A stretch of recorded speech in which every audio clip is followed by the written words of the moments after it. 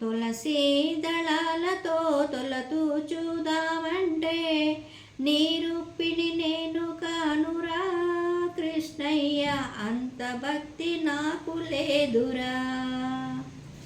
యమునా తీరమందు రాసలీలలాడంగా, యమునా తీరమందు రాసలీలలాడంగా, రాధమ్మను నేను కానురా కృష్ణయ్య, అంత ప్రేమ నాకు లేదయ్యా. ఆ రాధమ్మను నేను కానయ్యా కృష్ణయ్య, అంత భక్తి నాకు లేదయ్యా.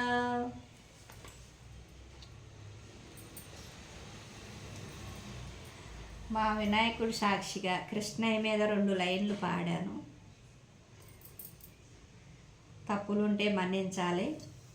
మరొకసారి మీ అందరికీ కూడా నా హృదయపూర్వక ధన్యవాదములు తెలుపుకుంటూ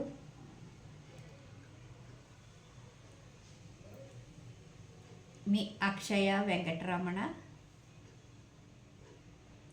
ఈ ఛానల్ని మీ దయతో కొంచెం ముందు తీసుకెళ్తారని ఆశిస్తున్నానండి.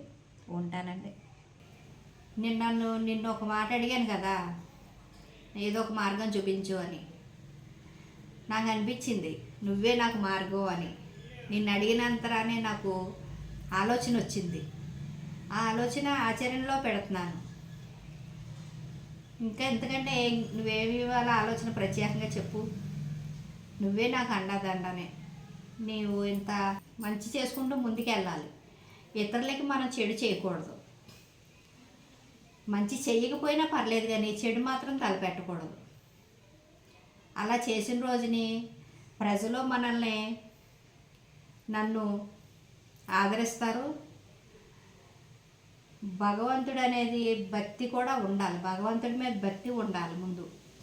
ఆ భక్తి లేని రోజుని ఏది కూడా ముందుకు వెళ్దాం. నిన్ను నమ్ముకున్నాను. భక్తి నాకు ఫస్ట్ నుంచి ఉంది, మధ్యలో వచ్చింది కాదు. ఫస్ట్ నుంచి నా జీవితం అంతా కష్టాలతోటే నిండిపోయింది. అయినా ఏంటి నా నస అనుకుంటున్నావా? ఏమీ లేదయ్యా, ఏదో 4 మాటలు చెప్పుకుందామని. మనుషుల్ని నమ్మబుద్ధి కావట్లేదు. మనుషుల దగ్గరికి వెళ్ళి మనం ఏదైనా చెప్పుకుంటే వాళ్ళు ఎగతాళిగానే చూస్తున్నారు. కష్ట సుఖం అనేది భగవంతుడితో చెప్పుకోకపోతే ఇంకెవరితో చెప్పుకుంటాం. అందుకనే నీ సాయం నేను తీసుకుంటున్నాను అన్నమాట.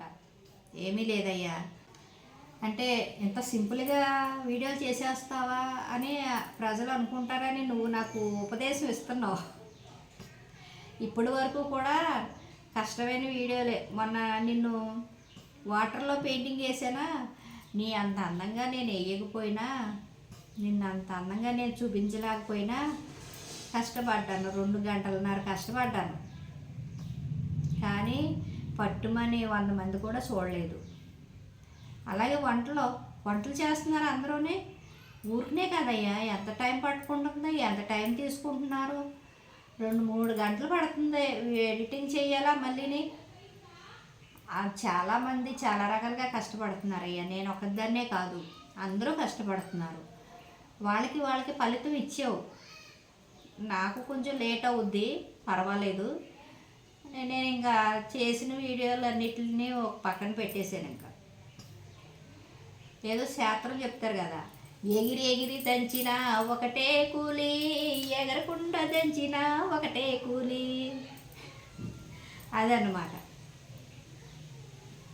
అందుకనేసి ఏదో ఏ రకంగానైనా సరే నేను వీడియో చెయ్యాలి. దానికి నీ దండ నాకు కావాలి. ఓ మధ్య గణపయ్య నీ బంటు నేనయ్యా, నన్ను ఆశీర్వదించవయ్యా. మధ్య తరగతి కుటుంబంలోంచి ఎంతో చిన్నప్పటి నుంచి కష్టపడుతూ పెరిగిన దాన్ని నేను. నా భర్త ఒక సంపాదన వల్ల కుటుంబం ఎలా నడుస్తుంది చెప్పు.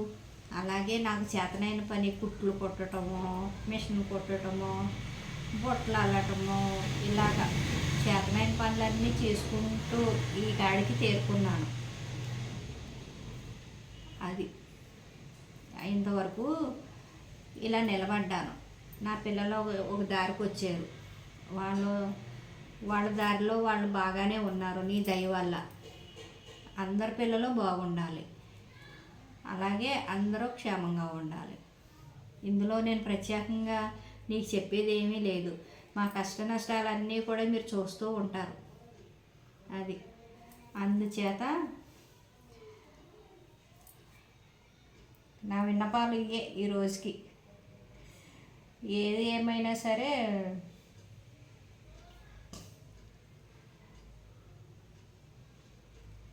మనం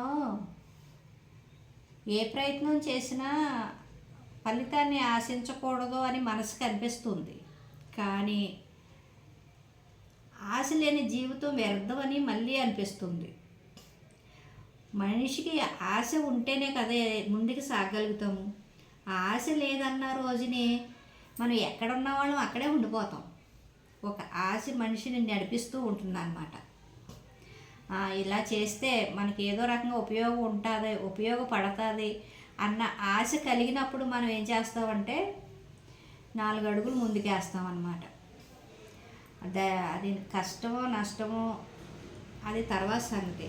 ఫలితాన్ని ఇస్తావో ఇవ్వవో అది తర్వాత సంగతి. కాకపోతే 4 అడుగులు ముందుకేసి ఆశని మనం నడిపిస్తుంది కాబట్టి ఆ ఆశ మనసు నిండా నింపుకుని ముందుకు సాగాలి.